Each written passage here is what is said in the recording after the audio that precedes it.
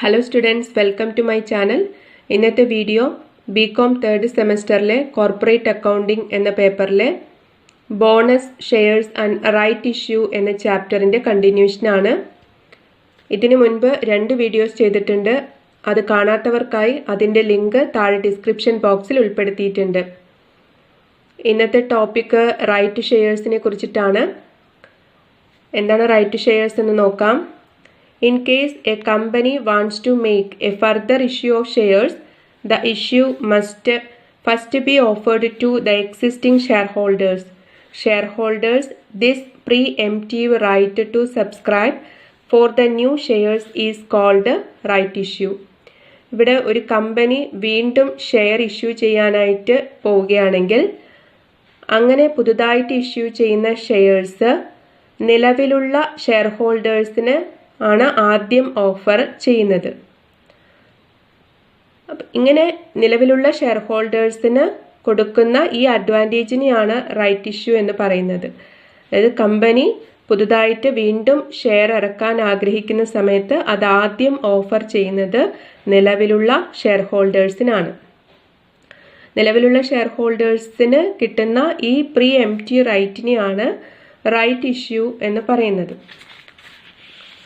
അടുത്ത് the existing shareholders may accept or reject the right.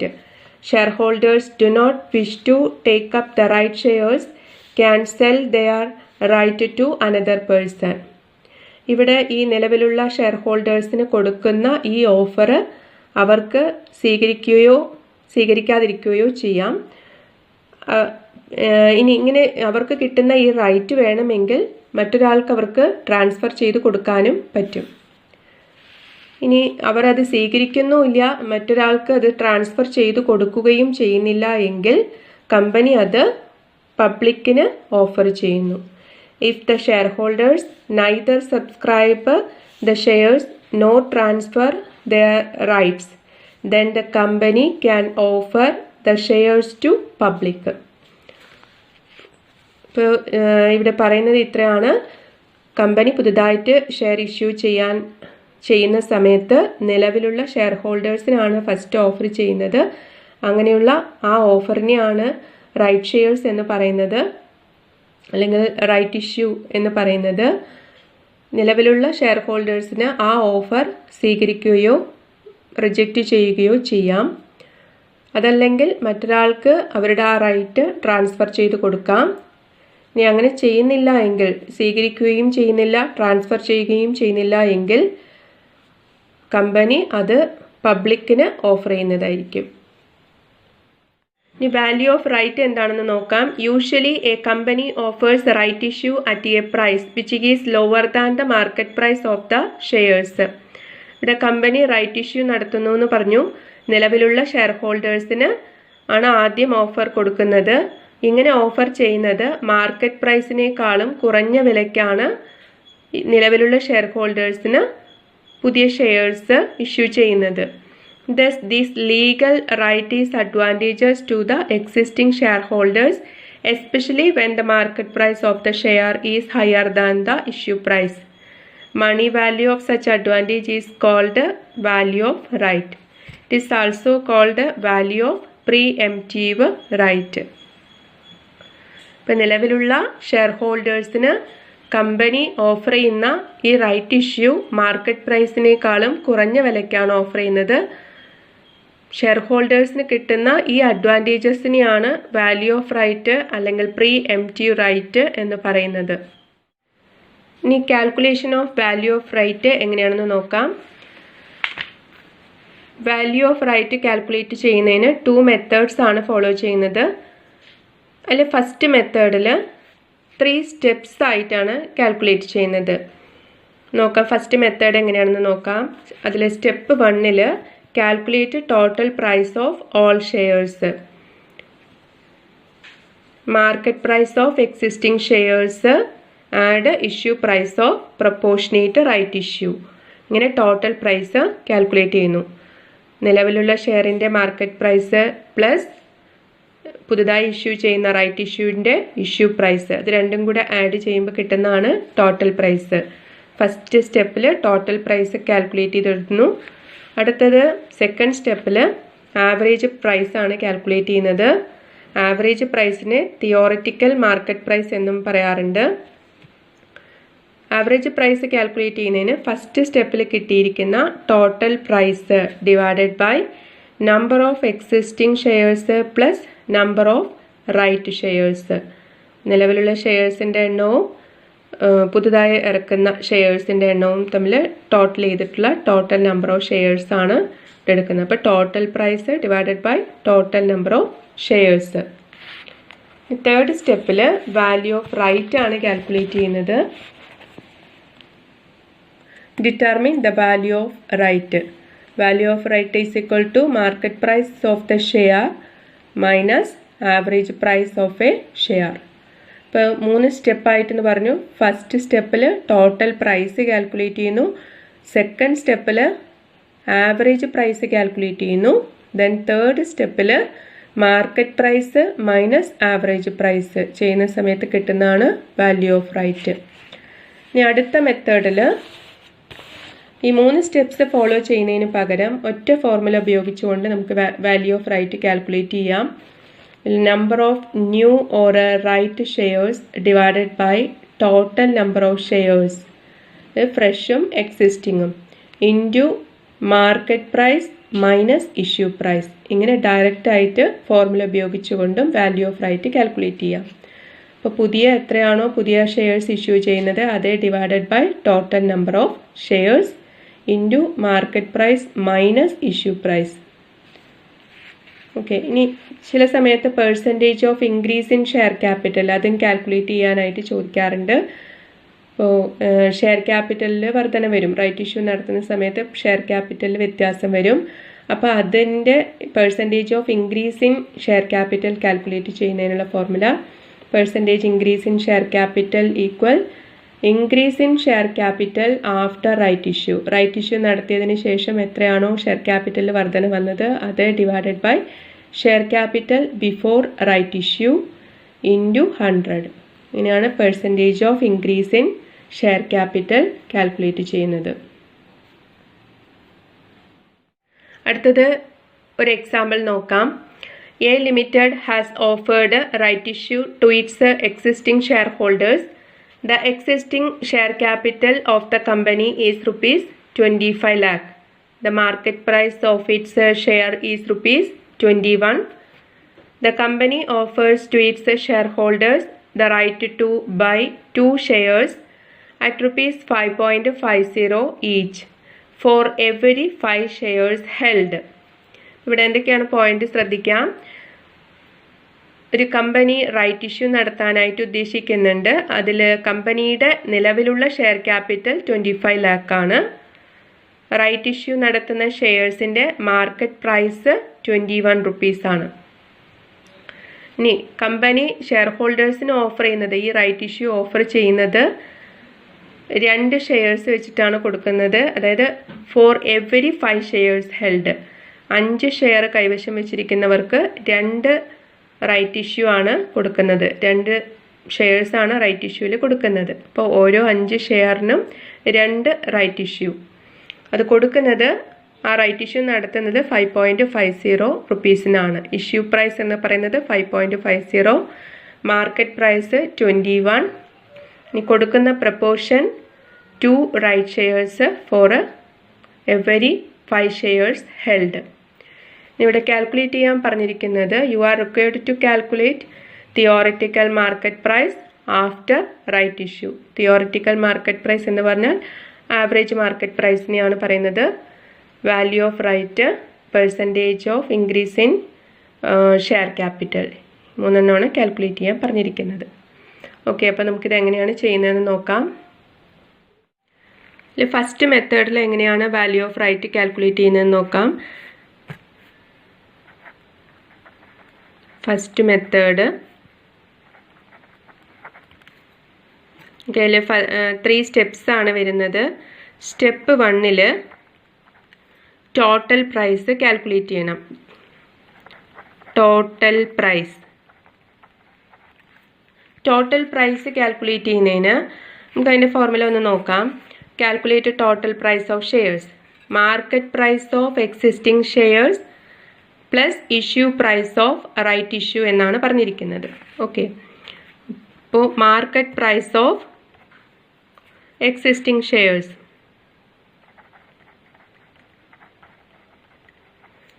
Market price of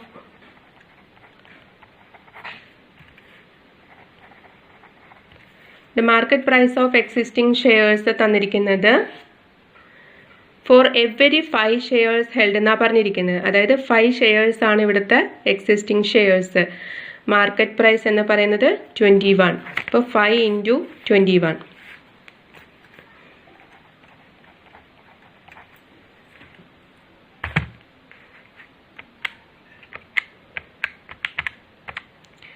$105. ഇതിൻ്റെ കൂടെ add ചെയ്യേണ്ടത് issue price of proportionate right issue. Add issue price of right issue. Right issue നടത്തുന്നത് 2 shares ആണ്. 2 shares at ₹5.5. അപ്പോൾ 2 shares ആണ് ഇവിടെ right issue വരുന്നത്. 2 into issue price എന്ന് പറയുന്നത് 5.50.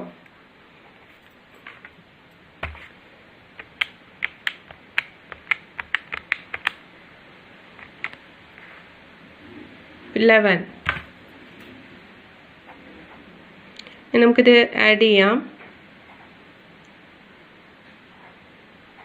116. 116.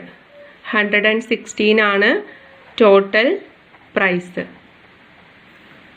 ഓക്കെ, ഇനി അടുത്ത സ്റ്റെപ്പിൽ ആവറേജ് പ്രൈസ് കാൽക്കുലേറ്റ് ചെയ്യണം. Step 2 average price. Average price or theoretical market price.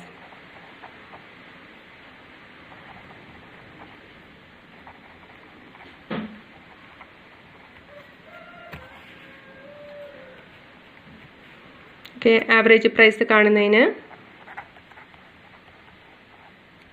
Total price divided by total number of shares ആണ്. Total price divided by total average price is equal to total price divided by total number of shares.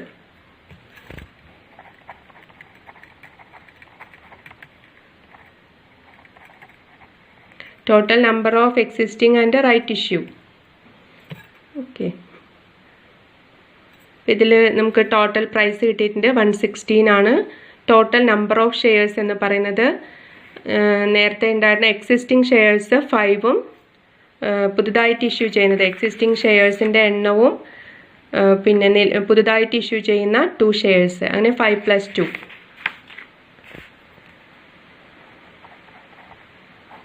divided by 116 divided by 5 plus 2. Number of existing shares plus number of new issue. Okay. So 116 divided by 7.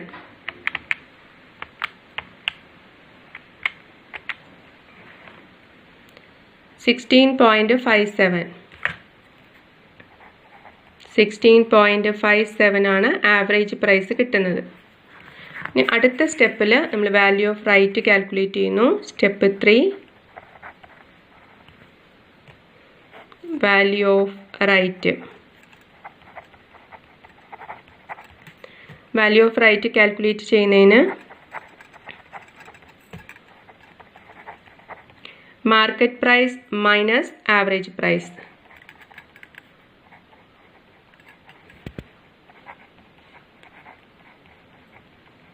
Market price minus average price. ഇവിടെ market price 21. Okay, market price എന്ന് പറയുന്നത് എത്രയാണ്? 21. അപ്പോൾ 21 minus average price ഇവിടെ കിട്ടിയത് 16.57.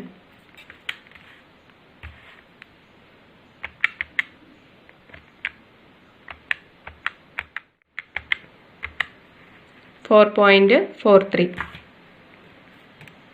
Then value of right 4.43. ഇത് first മെത്തേഡിലാണ് ഇങ്ങനെ ചെയ്തത്. 3 സ്റ്റെപ്സിലായിട്ട്. ഇനി നമുക്ക് ഡയറക്റ്റ് ഫോർമുല വെച്ചിട്ട് സെക്കൻഡ് മെത്തേഡിൽ എങ്ങനെയാണെന്ന് നോക്കാം. സെക്കൻഡ് മെത്തേഡിൽ value of right equal number of new shares divided by total number of shares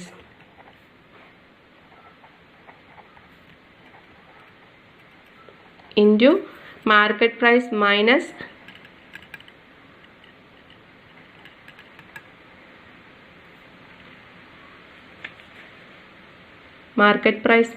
issue price.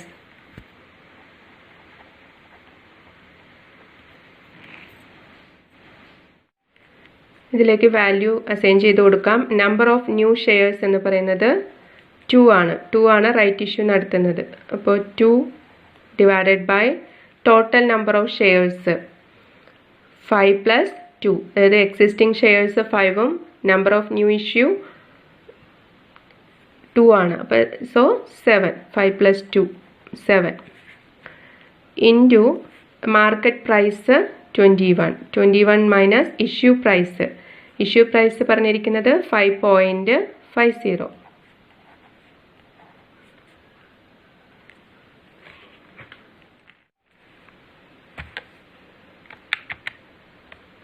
21 minus 5.5 equal 15.5 into 2 divided by 7. 44.42. Value of right equal 4.42. 428 എന്നാണ് വരുന്നത്. അപ്പോൾ സോ 43 വാല്യൂ ഓഫ് റൈറ്റ്. അടുത്തത് calculate ചെയ്യാൻ പറഞ്ഞിരിക്കുന്നത് percentage of increase in share capital ആണ്. Percentage of increase in share capital. Percentage of increase in share capital calculate ചെയ്യുന്നതിന് increase in share capital after right issue divided by share capital before right issue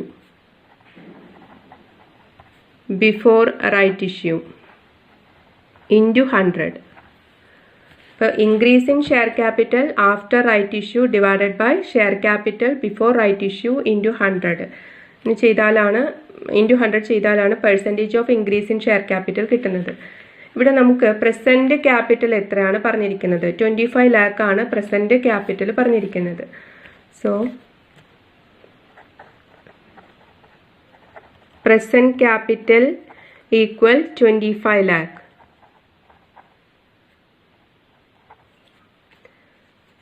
right issue നടത്തുന്നത് 25 lakhൽ ഓരോ 5 ഷെയർസിനും 2 ആണ് right issue നടത്തുന്നത്. അപ്പോൾ 2/5 ചെയ്യാം. 5 ഷെയർസിന് 2 right issue ആണ് നടത്തുന്നത്. അപ്പോൾ 25 lakh ഡിവൈഡഡ് ബൈ 5 ഇൻറ്റു 2. അപ്പോൾ കിട്ടുന്ന ആൻസർ 10 lakh ആണ്. 10 lakh. സോ ഇവിടെ നമുക്ക് ഈ percentage of increase in share ക്യാപിറ്റലിലേക്ക് percentage of increase in share capital calculate ചെയ്യാം. ഇവിടെ റൈറ്റ് ഇഷ്യൂ നടത്തിയ സമയത്ത് വന്നിരിക്കുന്ന ഇൻക്രീസ് എന്ന് പറയുന്നത് 10 lakh ആണ്. പുതുതായിട്ട് നമ്മൾ ഇഷ്യൂ ചെയ്യുന്നത് അടുത്ത റൈറ്റ് ഇഷ്യൂ ചെയ്യുന്നത് 10 lakh rupeesനാണ്. 10 lakh ഡിവൈഡഡ് ബൈ നേരത്തെ ഉണ്ടായിരുന്ന share capital 25 lakh into 100. Okay, അപ്പോൾ ഇവിടെ percentage of increase in share capital കാണുന്നതിന് increase in share capital after right issue അറിയണം. Divided by share capital before right issue into 100. Before right ഇഷ്യൂവിലുള്ള share capital തന്നിട്ടുണ്ട് 25 lakh. Right issue നടത്തുന്നത് ഓരോ 5 ഷെയർസിനും 2 right issue ആണ് നടത്തുന്നത്. അപ്പോൾ 25 lakh ഡിവൈഡഡ് ബൈ 5 ഇൻറ്റു 2 ചെയ്യുന്ന സമയത്ത് 10 lakh ആണ് അധികമായിട്ട് ഇൻക്രീസ് വരുന്നത്. 10 lakh divided by 25 lakh into 100.